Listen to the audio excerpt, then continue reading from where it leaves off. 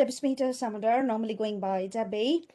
I'm from the United Kingdom Atomic Energy Authority, and I'll be talking about parallel in time simulations and how that can make use of something like Cortex.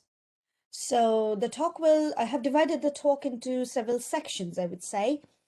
So I'll give you at the beginning, I'll just give you an introduction of magnetic fusion and UKEA, basically who we are and what we do. I'll give you a brief overview of parallel in time schemes, what they are, how can you implement them, and then moving over to exascale, tiered storage, and Cortex. So even if you don't pay attention to most of the talk, the take-home message that I'd like you to have is data is a big challenge in plasma fusion. And I'll discuss those, what the challenges are. And tiered object storage, such as Cortex, can provide a solution. So we are the UK's National Laboratory for Magnetic Fusion. Those in the US, you have your own laboratories, Lawrence Livermore being one, Oak Ridge National Laboratory being another. Princeton is a major hub, and several universities, I mean, quite a number of them. Fusion is a big project, but before coming to that, why do we need magnetic fusion is the first question. So why do we even exist as a lab? The short answer to that is energy requirement. Without going into any of the politics, I think it's fair to say we are at the threshold, or maybe not threshold, actually in the middle of an energy crisis. The prediction is that by 2030, it's what we currently have, the energy use, the demand will be rising by over 50%. And pretty much most of it, at least 80%, is by burning fossil fuels at the way we are going at the current rate. Which, I mean, even if you don't believe in climate change, even if you don't believe in anything that's said, at least we can all agree that's not unlimited. So that's going to be over at some point. And therefore, we need new sources of energy, somehow or the other. Having said that, moreover, with fossil fuels, which includes mainly biomass and coal, there is a major drawback, it's pollution. And that leads to deaths. And this is a rough estimate. I actually got the slide from one of our former directors, is that there are thousands of deaths per year, and the total is actually 1.5 million and many of which are children, which in my opinion is just unacceptable. So, I mean, one of the many unacceptable things that go on around. Right. So coming to that, so how do we generate our energy at the moment? It's 80% fossil fuels, which is not unlimited. 10% from combustible renewables, which is good, but it's just 10% at the moment. 5% is nuclear, 5% hydroelectric power, and 0.5 is all the other sources. Now, fossil fuels, as I already discussed, it generates pollution, which is one reason why we should think of other ways of deriving our energy. It leads to catastrophic climate change, and in any case, it's going to be over at some point. Now, I mentioned nuclear. We do have nuclear fusion around the world, 5% of it, but all of that is currently magnetic fission, meaning you have a heavy atom. By some method, you break it into pieces and you generate energy. Einstein's theory, E is equal to mc squared. The missing mass is converted to energy, but it's nuclear fission, which has its own drawbacks. I mean, the main argument is that it has radioactive waste. So you have two light elements like deuterium and tritium. By some method, you combine them. They're going to repel each other. So that's why I said you need some methods. So you give them you crush them basically with enormous force. They generate some end product, and the sum of the masses of these outputs is lesser than the inputs, which means there is a missing mass, which is converted to energy. E is equal to mc squared. Voila, you have energy. Brilliant. It's exactly the method by which the sun generates our energy. It's happening in the stars. Is it possible in the laboratories? Yes. Is it possible to put it on grids for everyday life on Earth? I would say yes, but it's still a research project. And therefore, when I said we, I mean not just our group in the UK, not just our laboratory, but many laboratories around the world. I mean, there is a project at the moment in the south of France called ITER, ITER. It involves 34 countries. So the US is part of it, China is, India is, South Korea, Japan, the whole of EU, the UK, and I think that's about it. Russia as well. So right. Now, I just told you what magnetic fusion is. So you combine them. Now, the main challenge is that how do you confine them in any space? So in the sun, it's gravity that holds them. They don't fly away. I mean, these atoms repel each other, so they have a tendency to fly out. They don't because there is the gravitational force. Now, you do not have that on Earth. So what do? You can have different methods. One scheme would be to use some device that looks like this. So this is like a donut. It's called a tokamak. It's a Russian word. It's a donut-shaped thing, and the pink color represents the plasma. Plasma is just hot gas, very, very hot gas. If you have magnetic lines of force within that somehow within that plasma, what happens is you have these charged particles that move around in circles. And I'll describe that in the next slide in a bit more detail. But in a nutshell, these reactions require very high temperature. So it's pretty much 10 times the temperature of the center of the sun.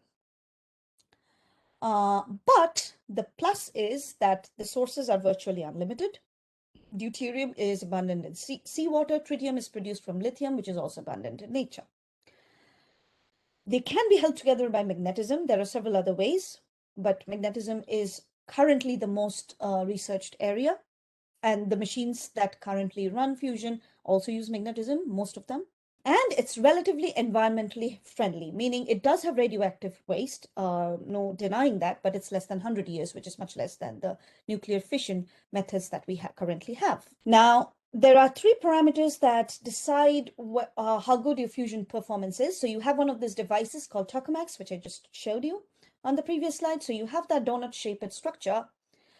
What tells you that you are performing well enough is three parameters: density, temperature, and confinement time. So it's called the Lawson criterion. When you maximize it, your goal in fusion, in magnetic fusion, is to maximize that triple product. It's also called the triple product. The holy grail is somewhere here, and we are still far from it, although I have to admit, I mean, there is research, and the main idea, and which is why, I mean, ITER is supposed to go close enough to it, but it's under construction in the south of France. But this is a heavy area of research around the world at the moment. So as I was telling you, what magnetic fusion, because that's going to be the focus of today's that's the application we will be discussing today. Magnetic confinement is that you have a magnetic field and you have a charged particle, which are elements of this of the plasma that I was discussing. So they are charged, but nothing but charged particles, meaning ions and electrons. So if you have so they move around in circles in around magnetic field lines. Now, if I have somehow managed to give it a component of velocity parallel to the magnetic field, it's going to be going around in spirals. And if I somehow manage to make that magnetic field bite its tail, the charged particle is going to go around spiraling in circles. That is easier said than done. Therefore, these are similar circles within this is an example of one such magnetic field inside the torus. It's fairly complicated. There are issues that come up, and I'll be addressing some of those when you have them. Just one single circle is not going to work. So you have a fairly complicated magnetic design of magnetic lines of force within the plasma. But the basic idea is the same, that you have a charged particle spiraling around a magnetic line of force. The magnetic string, however we call it, bites its tail. So they move around in spirals. Different projects around the world. ITER under construction. D3D is actually in California. JET is currently the biggest working machine, the Joint European Torus, which is currently based in our laboratory at Culham in the UK. JT60 or JT60SA are in Japan, and there are many more. This is a picture of jet from the inside. So yeah, it's I wish there were, oh yeah, we see a person. So this is just to give you an idea of how big it is. And we have another another tokamak with on site within the Column Laboratory, which investigates some other aspects of physics, which is called Master Upgrade, and that's currently operational as well. It's new. It just opened. Master started operating within the lockdown, so it's brand new. Now, how is all of this related to data? To you guys, basically. So just to give you an idea of the different devices, these are, I mean, this talk is going to be restricted to tokamaks. So Torsopra is the French machine, which was about 25 cubic meters. Jet is currently the biggest operating machine. ITER is going to be operating in the next few years in southern France. It's very close to Torsopra, actually. They're neighbors. And demo is actually literally meaning the machine demonstrating the transfer of energy or electricity generated there being put onto the grid. So it's commercial.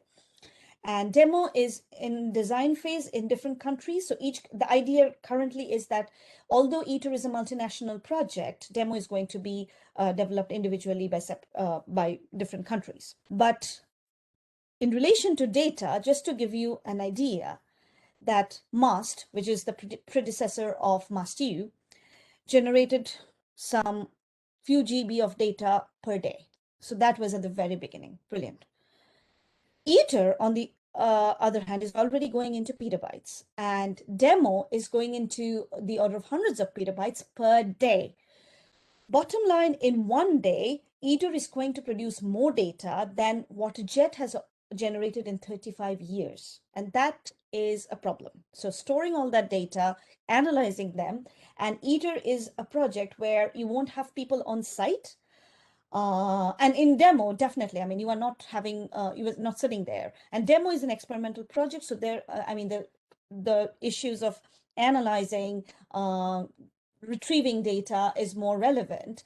And there are going to be people, mostly, I mean, scientists sitting all around the world in different laboratories, which means you have to have a quick way of transferring the data. So they have to be stored cleverly. I mean, no one is expected to be, searching through data for a whole day to generate just a plot.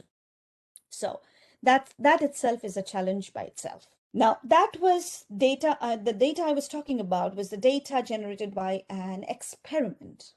There are other aspects to running such an experiment, simulations. To analyze, to predict to these experiments, we run computer simulations, as we know. Now, these simulations address different aspects of the plasma. So one big issue is turbulence. Then you have impurity transport. So you have so this is a cross section of the tokamak. So you have this wall. This is the gray area. Is the gray bit is the wall of the machine. So that's made up of some element. Generally, I mean, the wall is going to be beryllium or tungsten, something of. I mean, likely to be beryllium. And the bottom is made of tungsten. The point here is that that's an impurity. So that's going to get into the plasma, and that's an important area of research. Then you have instabilities. When you have plasma at such high temperatures, you have instability. I mean, we have instabilities in the sun. Similarly, we're going to have them here as well. And then you have plasma exhaust, meaning how do you remove the debris as well as the heat from the device? You can't let it go on increasing in temperature. You have to have a method of removing the heat. And then you have particles escaping, because that is what is called turbulent transport. So all sorts of things. These are just to name a few, the issues that we have to address when we are doing simulation work. I was talking about turbulence. The reason is, it's really a big issue.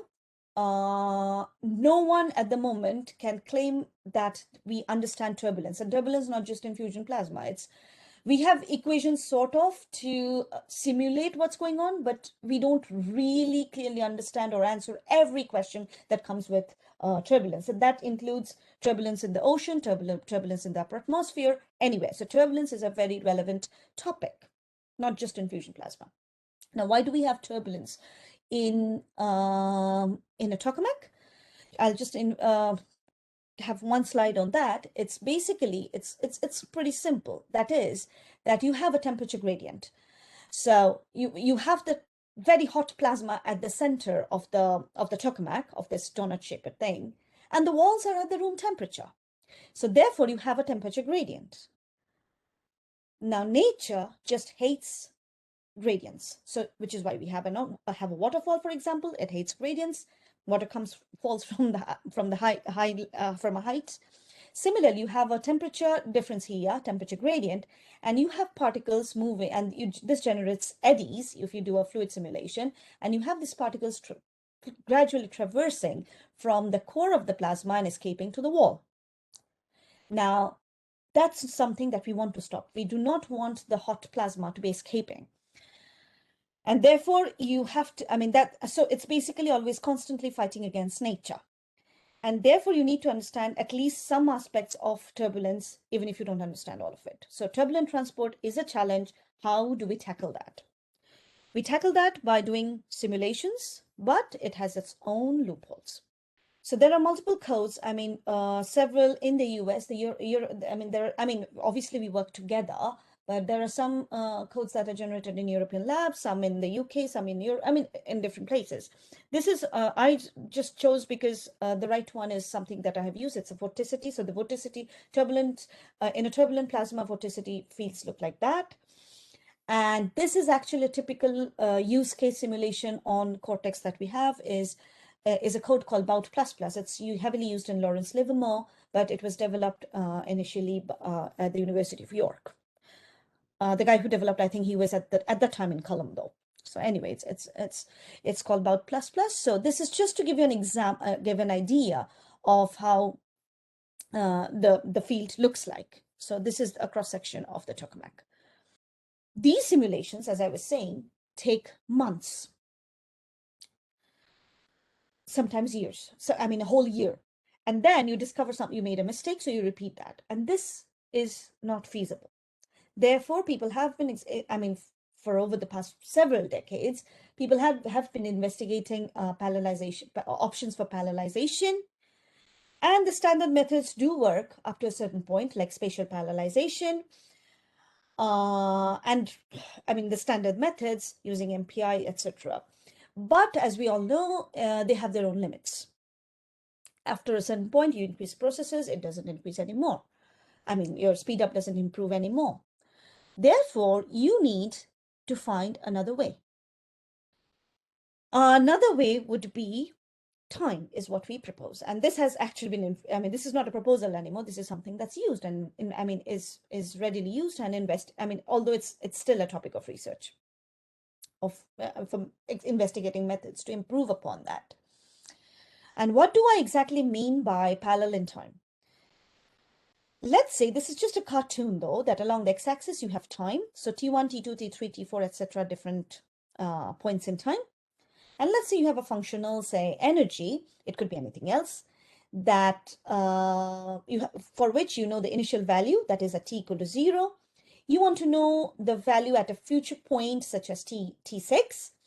And you have a propagator. You have a set of equations. You have a propagator called f, or it as we will be calling it fine propagator f, which is great, which gives you a fairly accurate solution.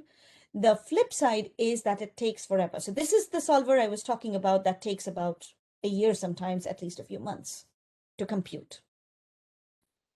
So assuming I have lots of processors at my disposal, which is pretty much the case in all modern supercomputers, I divide the time series into chunks or pieces. And so T0 to T1 is one piece, T1, T2 is another, T2, T3, another, etc., etc. And P0, P1, P2 are processors. So I assign P0 to just compute this part, P1 to assign compute just this part, P2, and so on. And the main takeaway message here is I want to do them simultaneously. Now that's where it becomes counterintuitive, because how would P1 know the initial value unless P0 is done, or P2 know what the initial value is until P1 is complete? It doesn't. But I still propose to do this in parallel, which is where parallel in time, the very term comes along. There are various algorithms that address this and achieve this. This is Riddick, which was, I think, initially developed at the University of Michigan. Parareal was first proposed more than actually 2 decades ago now, in a theory paper initially by a French group.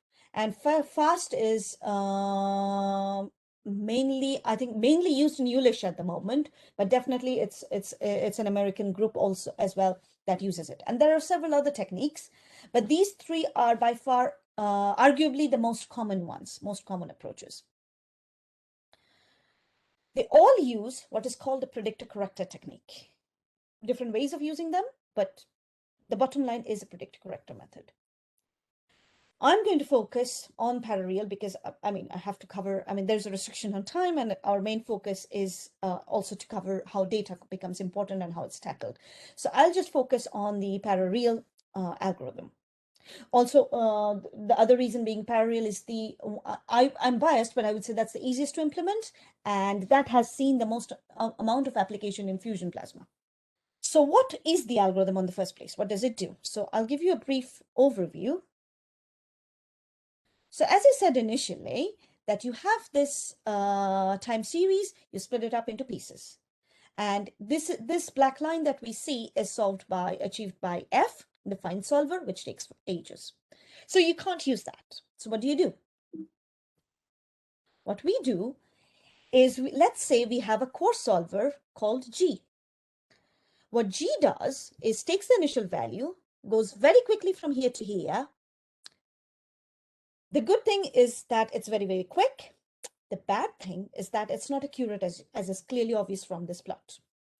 But now what happens is every processor has an initial value and wrong value, but some value nevertheless, except for P0, who has obviously the correct initial value. What you do to that is, to that wrong initial value in the next step, you apply the correct solver, which is F, the find solver. So it's basically, I'll kill the suspense. You alternate this every few iterations. So one iteration consists of a find run and a coarse run. Or rather, I said it the other way around, a coarse run and a find run. Now, this was the very first iteration. Second iteration onwards, the only difference is that you apply a correction. That's called the parallel correction. So this is the new G plus F minus old G. So G is always sequential, but at the beginning of every block of time that you have split up, every time chunk, whatever you call it, you apply the correction. That is all you do, and you repeat this over several iterations. And if this is working correctly, you have the solution converging towards the fine solution that you would have had with your serial propagator, which you called your good propagator. Right, and there are derivations to prove that this works, and we have actually implemented them, and we have shown it works with caveats. But again, let's not shift our focus. So basically, that's the idea, that it works. The algorithm is always going to converge if k is equal to n, where k is the number of iterations and n is the number of processors, or the number of time chunks, the number of divisions of time that you had. But that's not our goal. It's pretty much wasting a lot of processors and you are not gaining any time. So you don't want that. What you want is k to be much less than n. Also, G has to be much cheaper than F, because why else are you doing this? G could be the same as F and you would be doing 10 times the work and you would converge very quickly, but you are doing double the work. So that's useless. The main issue here is that for good solutions, and I deliberately put that within inverted commas, because there is a mathematical expression, but it's impossible to translate that into real world problems, real simulations. So it's literally good G solutions work and bad G solutions diverge, and there's really no fixed recipe for G, which we have learned the hard way. Now that sounds literally like doom and gloom. Trust me, it isn't. The reality is different. It's brighter. Despite solutions being very sensitive to initial conditions, it is still possible to choose G. And there are some rules of thumb. I'm not going to go into the details of. I'm happy to.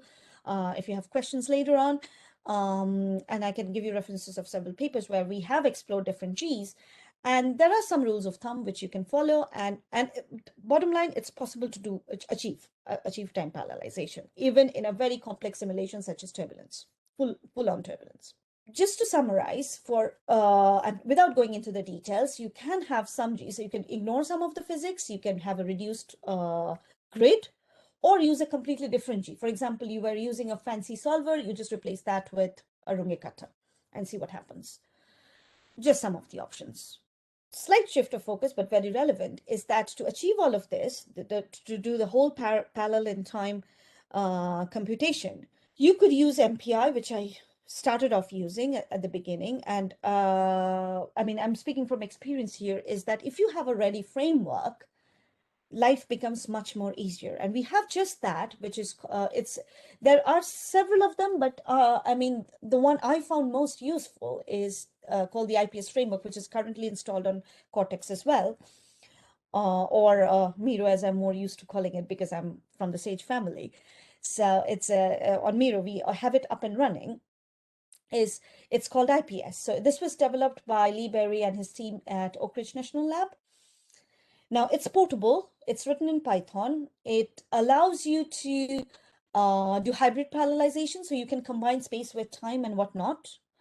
You have less focus on the nitty-gritty details of the parallel scheme because the framework already does it for you. Your main focus is on the core solver, which is what it should be. And it allows you to reuse processes which have attained convergence. Now, this is something which I found extremely difficult to do with the straightforward MPI implementation. And this actually has magical impact. So this is a framework.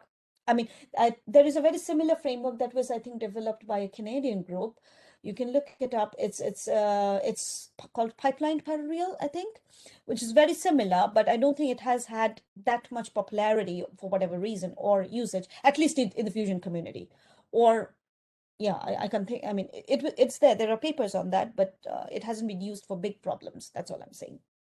Which doesn't mean it cannot be used, but such is life.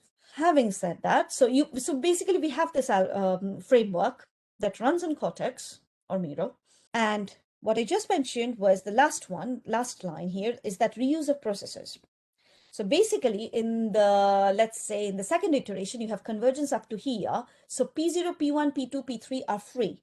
What you can do is use them to compute something beyond T6, or simultaneously have a coarse run and a G run coarse run G and a fine run going on a different time chunk. Basically maximizing the utilization of processors. Sounds like a simple thing, but that dramatically improved our speed up and computational efficiency. And there is a paper on that, which I think I've added in the references at the very end.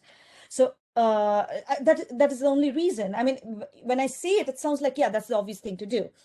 Well, it wasn't so obvious when I was doing MPI implementation. And even worse is that more importantly is we didn't expect to see the magic, actually. I mean, I can go on ranting about this, but this was pure magic. I mean, to see the difference in the gains, the computational gains, not just, I mean, the main reason was we wanted to do that was to improve efficiency. I didn't expect the computational gain to go up so much, which was brilliant. And that is called, that in other words, is event-driven parallel. So we called it the event-driven parallel computation, just to separate it from the traditional parallel.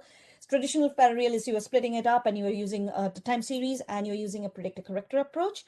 When you have the reuse of processors, and the reuse is based on events like the ending of a fine or a course, it's just event-driven parallel.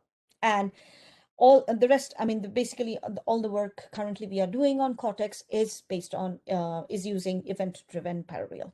Some idea about managing the data. So this is all very good. Our main problem was that we had these hugely complex simulations, turbulence, etc., turbulent transport, blah, blah.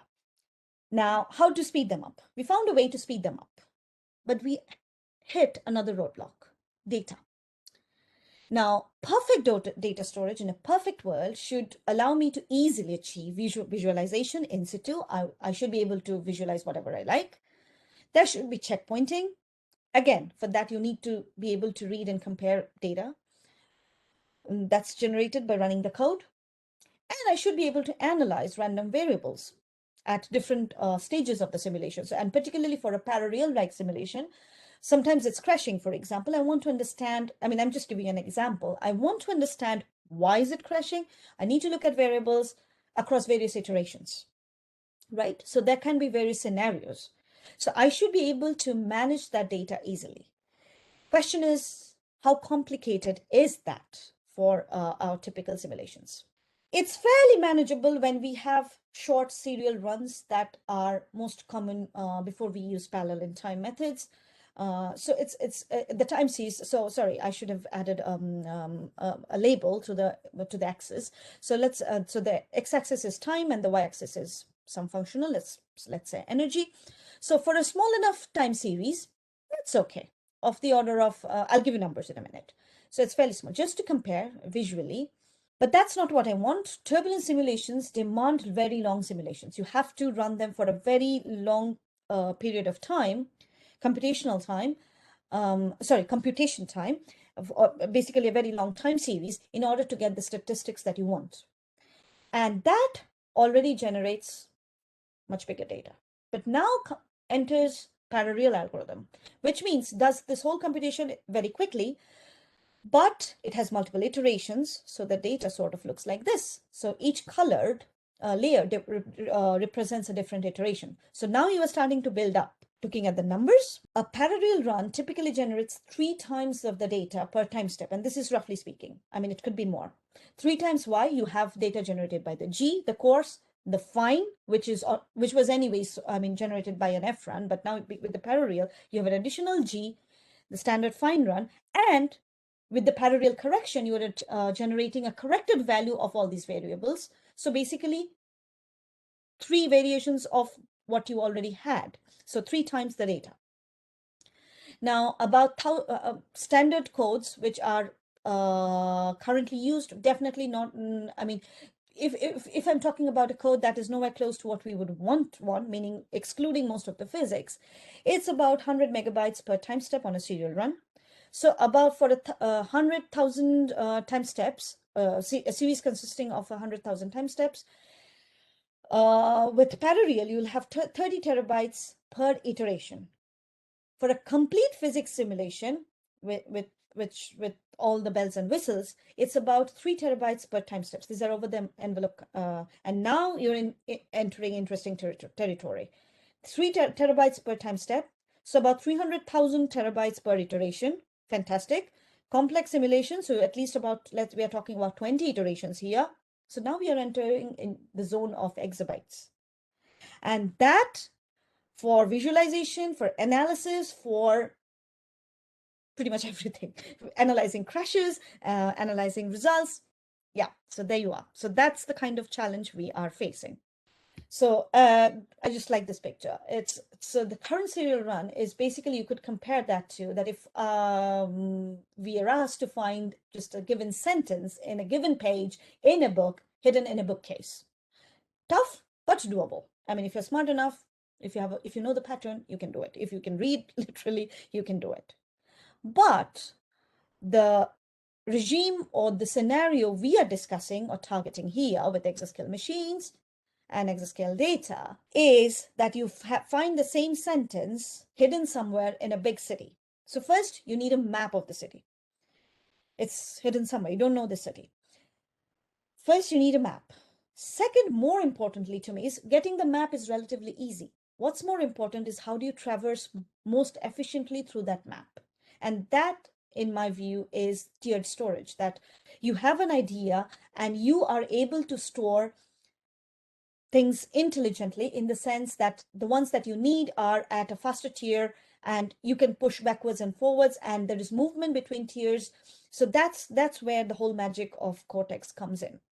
And that's something we are targeting. I mean, we have some use cases on Miro or Cortex at the moment, but just to give you an idea that this is where we are heading. And this is just a code snippet. I mean, obviously, I don't want you or expect you to read through every line, but it's just to give you an idea. It's fairly simple to do. So we had this code running in parallel with the Ips framework. All that we needed was file in and file out are basically inputs into, we just had to add a script for Cortex, and these scripts are nothing but just simple text files having the address and random numbers, basically allowing you to use what's called, again, I didn't develop C0CP. I think Ganeshan and others did. So functions like C0CP, C0CT, etc. So it's retrieving and copying data from your file into the object storage. So just to implement that, it's just a few lines of code. That's it. So here, I mean, if we just look at this, this is not complicated at all. So file in is basically the input file, which is just 3 lines of text. And you have to generate an output file. That's the difference from the traditional parallel runs we have been doing, that we generate these big data files. And I, for one, have been slapped on the wrist several times by system admins at various supercomputers, including the nurse guys. I mean, they just hate me because I keep generating this data, and then, I mean, yeah, I get an angry email, then I respond and I whine, and then they increase my quota, and then I whine again after a few months, and this goes back and forth. No end to it. What we do here is you just generate those big data files for a very short amount of time. That is when your code is running. That is it. And then you can push them into your in your storage system, and you have an idea of which tier you want, which is also fairly simple to do. So what we are doing here is the file in data is basically the data file which we need to run to run the parallel algorithm, the parallel simulation.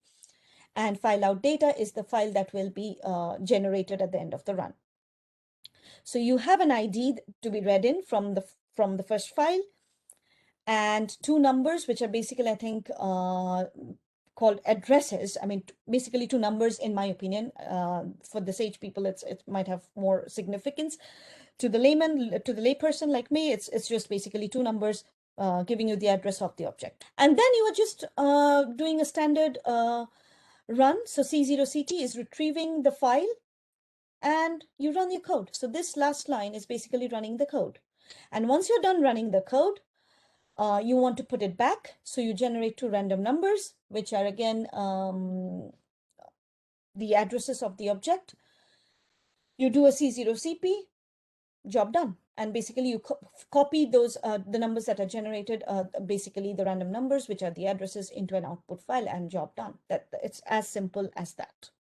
I mean, maybe I am oversimplifying this a little bit, but it's pretty much the idea. I mean, of course, I mean, one might argue the devil lies in the detail, but I mean, again, I speak from experience. Trust me, it's not complicated. It might be some bookkeeping at the beginning, but very much doable.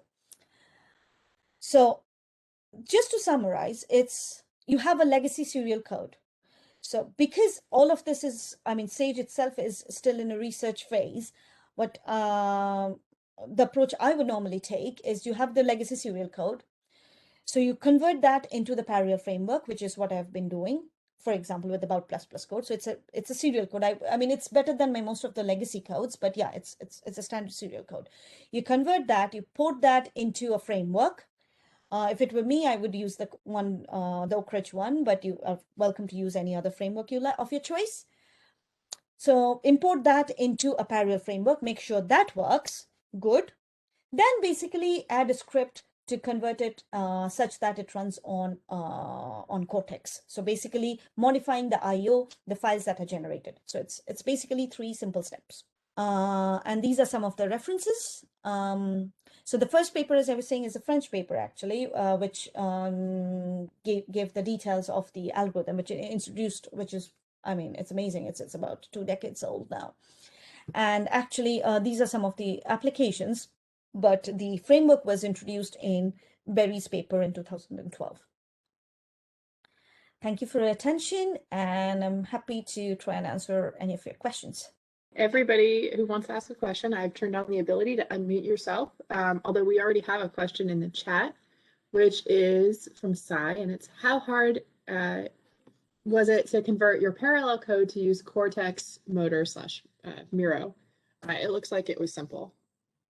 It is simple in my view, but you should ask Andre that and Salim that, because they were great help. I mean, but jokes apart, I mean, obviously you have, I mean, to be very honest, you have problems like, this library is not there, that's not there, that sort of thing, which is a portability issue on any machine, anytime when you try to do such a thing. Otherwise, it's as I said, it's not so complicated, Sai. Doable. If I can do it, anybody can. Simple. Thank you, Debbie. Yeah, I just wanted to for others to get a feel for how easy it is to port this kind of like parallel codes, MPI and stuff like that on top of Cortex. So it's good to hear that you had a positive experience doing this within the Sage project. Absolutely. I mean, yeah, as I said, I mean, the main credit should go to actually Salem and Andri and the guys who actually do the stuff for us. Great. Thanks, Debbie. Yeah, could I ask another question if that is fine? Sure. It might be beneficial for others as well. So what's the kind of storage infrastructure that you have at UK Atomic Energy Agency? So looks like you're venturing to use object stores. So what is your thought on usage of object stores for your science compared to things like parallel file systems and things like that? Do you have any thoughts or insights on that? It would be great to expand, but obviously, I mean, expand into something like what we are doing on Sage. But as I said, I mean, Sage, we are still on an experimental status, right? So, I mean, we use cloud storage at the moment quite a lot. You might have heard that from Sean, who is another partner. I mean, I mean, Sean, I'm just mentioning Sean for the others who don't know him, maybe. But yeah, we have cloud storage and I mean, and the traditional, I mean, file storage systems. But this is something that we can definitely look into. I mean, which is the main reason we are part of the project, Sai. If that answers your question. Yeah, that's great. Thank you, Debbie. Okay, just giving everybody another minute if anybody else has a question. Not. Or you can email me if you like. Yes. Unless I put everybody to sleep, that's okay. No, this was fascinating. Thank you so much. Welcome. By when So we can see, hi, this is Shankar here, Devi, this is Shankar here. By when we can see the first fusion-based system coming in, commercialized and working? That's a good question. I mean, ITER is coming alive in the next couple of years. So 35 to 40 is the sort of target for demo. But again, I mean, I am not the right person to answer because it's basically a lot of politics going on as well behind that. I mean, I'm giving you a very blunt, honest answer. It's ideally you would love to see it. I mean, initially the prediction was 2030. If you ask me now, no. I mean, 30 is too early. So it's. I mean, if the governments actually invest money, maybe as early as 35. So somewhere between 35 and 50. Debbie, it's Ganeshan. I have a question. Mm-hmm. So last time we visited your laboratory, you showed us around the tokamak. Mm-hmm. And you mentioned that this is the place with the highest temperature in the universe. Yep. That's true. Right. Yeah, that is true. It's not the sun. What is It's that us. a catch? We are 10 times hotter than the sun. Really? The So core that's a of two-square. the core of the plasma is 10 times hotter than the sun. Oh, So it's yeah, we are the hottest point. Is the reason we don't burn is because there is very low density. that's amazing. Yeah, it is. We are the hottest place in the sun. That's great. Yeah, that's great. So Debbie, one more question. I think again might interest a few people here is, do you use S3? This question was asked a few times to me. That, for example, if UK Atomic Energy Agency, if in the use of your object stores, so do you have any need for S3? You mentioned cloud access and things like that. Good question. This is something I would have to ask Sean. I'll be honest, Sai. I mean, how much the need is because I know he did a survey, and I never saw what the result of the survey was, and so what decision was taken. So I think we can bring it up with Sean. Sean would be the best person. He's the data science person. Thanks, Debbie. Yeah. Sorry about that. Sorry. No worries. well, if there aren't any other questions, I think I'll jump in here to wrap up. Thank you, Debbie, so much for a really fascinating talk. And I just want to remind everyone that they can find the CORTX project at the link cortex.link/GitHub. You can join our newsletter at cortex.link/newsletter. Or if you'd like a laptop sticker, we send them out if you can request one at cortex.link/stickers. We'll be doing another one of these sessions in about a month, first Thursday of every month. And I hope that everyone else enjoyed this talk as much as I did, and we'll see you soon. Thanks. Thanks, Bye-bye. Rachel. Thanks, Debbie. Thanks, everyone. Bye.